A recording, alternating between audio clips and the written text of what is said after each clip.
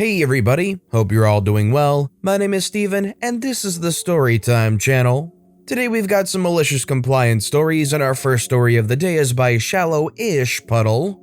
Forced me to take 2 weeks of unpaid time off? Have fun running the place without me.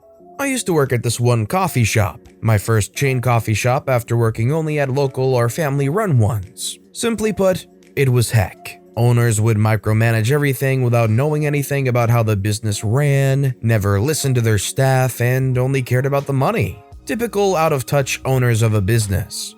I was hired to replace a manager that had walked out on one of their locations, leaving it with only part-time staff. I was told I was being hired on as the acting manager until they either hired someone else or they felt I would be a good fit for the position after my 6-month probation.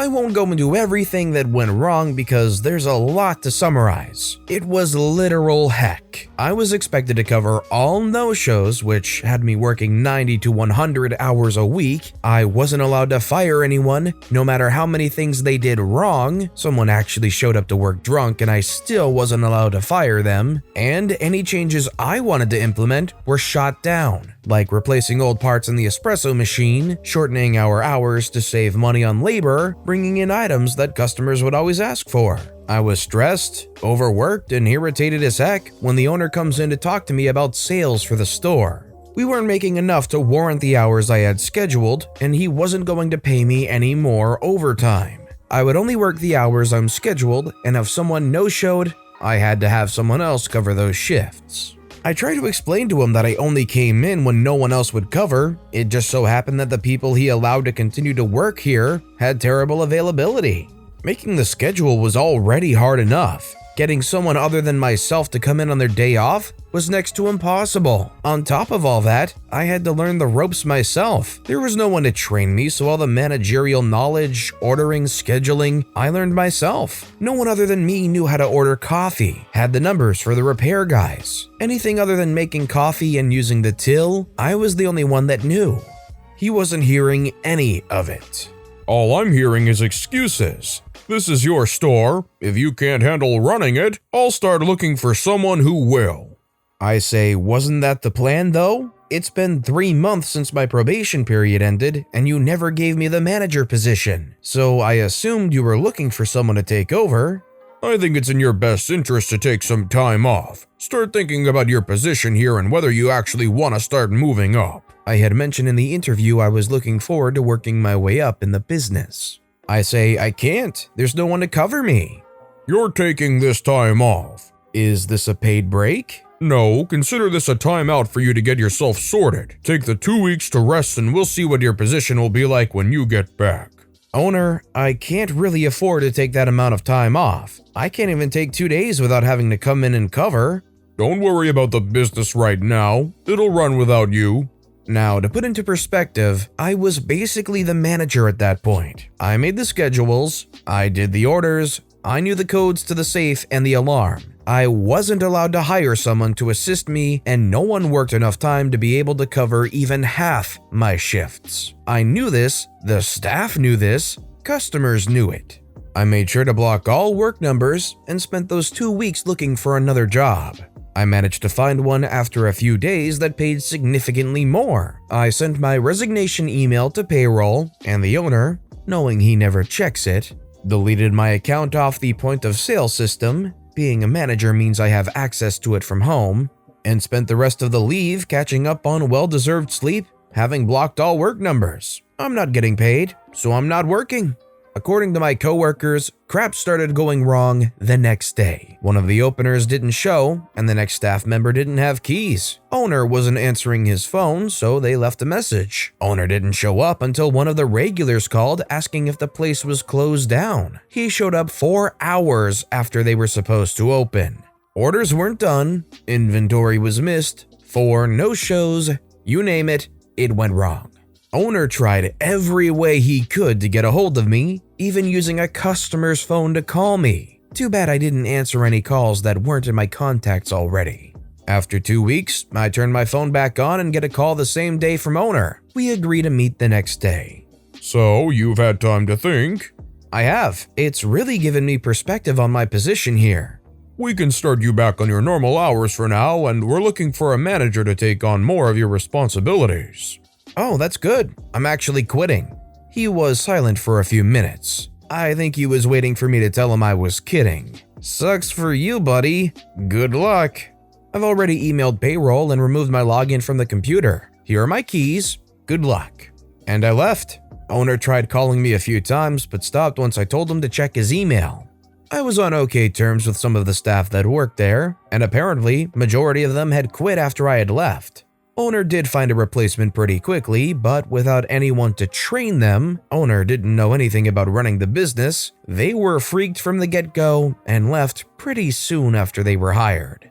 My petty butt is always checking reviews from customers and employees, and they have consistently sucked for the past year and seem to be on a downward trend over the past year. Let's put it this way. If you're working in a 6-month probation period for a prospective manager job, and it's already been 9 months and you're still not a manager, and then they tell you to just take 2 weeks off out of the blue with no pay, wouldn't you immediately begin looking for a whole new job? Let me know in the comments down below. Our next story is by Waniri. My boss scared off rude customers by literally taking a closer look.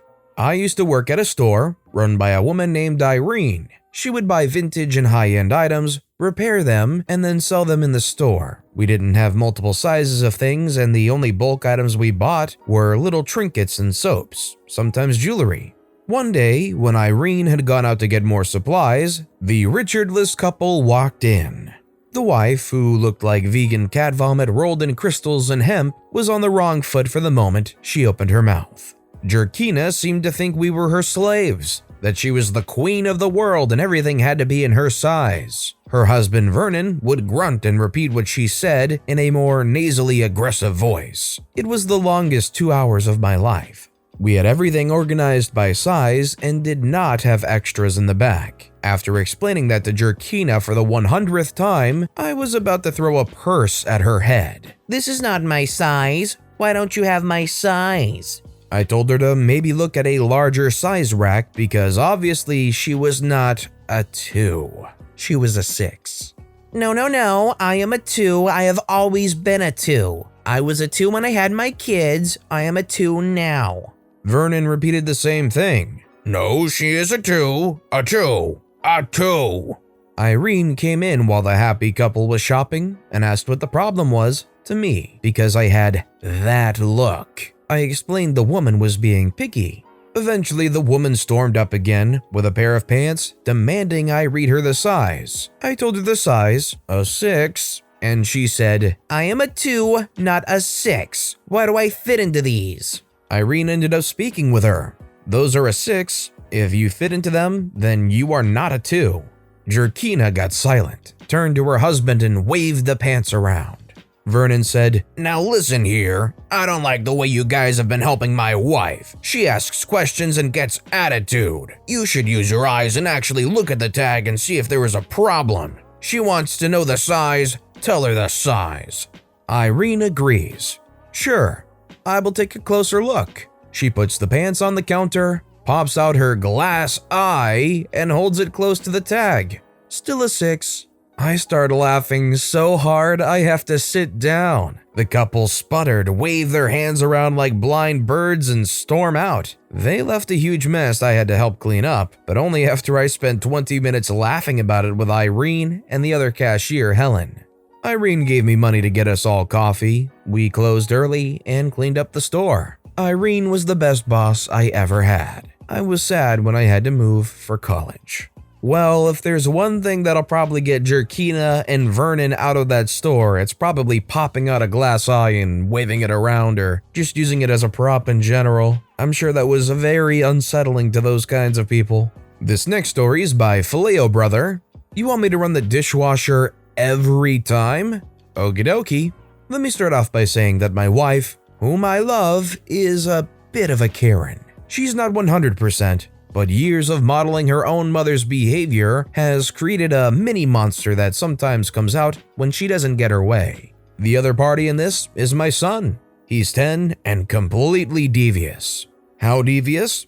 This morning, I woke up and walked out to the kitchen to find an empty bag of semi-sweet chocolate chips on the counter that I didn't even know we had. Apparently, it was bought for cookies at some point, and he hid them and has been eating them at night while he reads Minecraft fanfics on his Kindle. Okay, you have the characters, now for the malicious compliance. My son has a chore on odd days to load the dishwasher after his little brother empties it. We have a household of 6, so lots of dishes get made, and we rotate the duties so nobody gets stuck doing them every day. The other day, wife noticed that son had not started the dishwasher after he loaded it. She got kind of huffy about it. "Son, what's the point of loading the dishwasher if you don't start it? Now we'll be behind in dishes today." Being the sensible father that I am, I suggested to wife that perhaps we can provide son with some sort of guidance on when exactly he should run the dishwasher. I was thinking she would give him a threshold of how many dishes or something, but she was only thinking about the inconvenience of the moment, and without thinking it through, said, "Every time you do the dishes, you have to run the dishwasher." Cue yesterday morning, I came out for breakfast and my wife is grumpy. I asked what is wrong, she pulled open the dishwasher, and while it was clear that it was run, there was a single glass inside. You see, after dinner dishes were dried and put away, son came down to get a glass of water. Knowing that he was making a dish and that it was technically still his day, he opted to load his dirty glass into the empty dishwasher, and remembering wife's rule, he opted to follow it to the letter. I laughed. Wife was not amused, but even she had to admit that he only did what she told him to do. I mean, that's better than the alternative. I originally thought this story was going to go the route of every single dish that they put in the dishwasher they would run a cycle for. So you catch them running it like 5 different times in one day, or they end up using up all your dish detergent or whatnot. Running it 2 times, 1 for 1 dish, definitely not economically or environmentally friendly, but it makes for pretty good malicious compliance. And our final story of the day is by Big Chief Bob Zero. I must fulfill the guest demands to the best of my ability? Yes, ma'am. For clarity, agent and client are the same person. So a few years ago, I used to work at a country estate. It was a neoclassical Palladian mansion to give it its proper title, and is a listed building that was restored and won prestigious titles for the restoration. The important thing to note is that this is defined as a house, not a hotel, so there is no permanent staffing rota for the butlers or waiting staff. We were offered shifts for events, and the only permanent staff were management, groundskeeper, spa staff, and the chef. This means the waiting staff had very little protection in terms of working hours, etc. This place often attracted the kind of money that people paid other people to organize their holiday for them, and was something to equivalent of 5 stars plus. I had earned a reputation with these agents who were repeat clients as one of their favorite staff on a first-name basis, brought them coffee in their morning meetings, etc. In particular, this story came after one of the New Year's events these clients had run, where I worked 20 hours nonstop on Hogmanay, New Year's Eve. The management staff totally changed soon after this event. The new management structure comprised of a new GM and a front of house and back of house deputies. They weren't really aware of the previous staff track records and simply had a list of names of staff for call-in. I immediately got on with new GM and back of house. They liked my ideas and often implemented them. I knew the house very well and what unexpected issues happened. Instead of front of house's ideas, and this irked front of house somewhat. She would try and reduce hours I was offered or ask me to complete impossible tasks at times, such as running a 5-star plus dinner service alone for 20 guests for over an hour, while she pulled other staff away for other stuff. The most important line she ever said, though, when I said I needed help at points was, "You must do everything within your power to make sure the guests are happy, Bob. Any demand they make, you do your best to meet it." This irked me, as given the reputation of this place, I knew that was already a given. I knew it was speak, not unless spoken to, and if they asked you to dance like a chicken for their enjoyment, you did it. Malicious compliance began simply waiting to happen. Fast forward a couple of months to another event organized by the specific repeat clients, a diamond wedding anniversary. The event just so happened to coincide with a Six Nations rugby game. Me and one other staff member were massive rugby nuts and would regularly talk about it in downtime, and it just so happened one of the repeat clients was also a fan. It was a standard afternoon session in the house, many people in many different rooms, and I just so happened to be working from the butler pantry across the TV room inside, which is an old man, let's call him Stanley. He is sharp as a tack, but lovely, and he's chatting to the client with the rugby on the TV, saying he wished he had someone to watch it with. The client mentions I like rugby to him, and he says, "Oh, it'd be grand if you could join an old fella to chat." And as much as I'd love to, I have to politely decline as I am on shift. Although I do mention that my job is to do everything within my power to ensure the guests are happy and meet their demands as best as I can. Stanley has a twinkle in his eye, and the client gets this look on his face of, "Oh no," as Stanley turns to me and says, "Very well then, I demand you to sit and watch the rugby with me and talk with me." Correct, Stanley just malicious complianced me, so naturally I just follow on and reply, "Of course, sir. Certainly, sir." And meanwhile, the agent is struggling so hard to keep a straight face, the veins popping out of his head nearly punched me.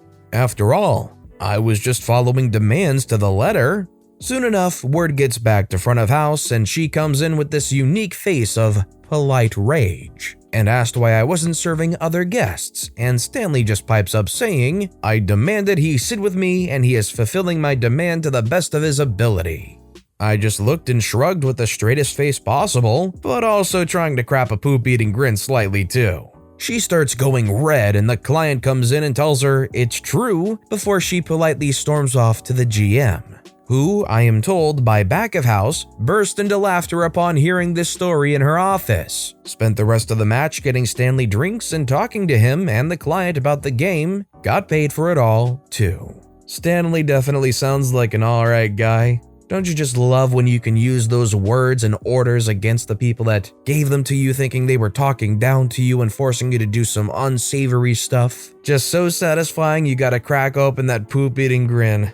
But with that being said, that's all the time we have for today, so if you have a favorite story of the day, let me know which story and why in the comments down below. But besides that, if you enjoyed the video, please consider giving it a like, and if you haven't, subscribe and turn notifications on so you'll never miss an upcoming video. No matter what you do, whether it's just viewing the video, liking, subscribing, turning notifications on, I appreciate the heck out of it. Every little thing that you do helps the channel grow that much more, and I can't thank you enough for it. So until next time, I hope you all have a wonderful day, and I'll be right here next time on the Storytime channel.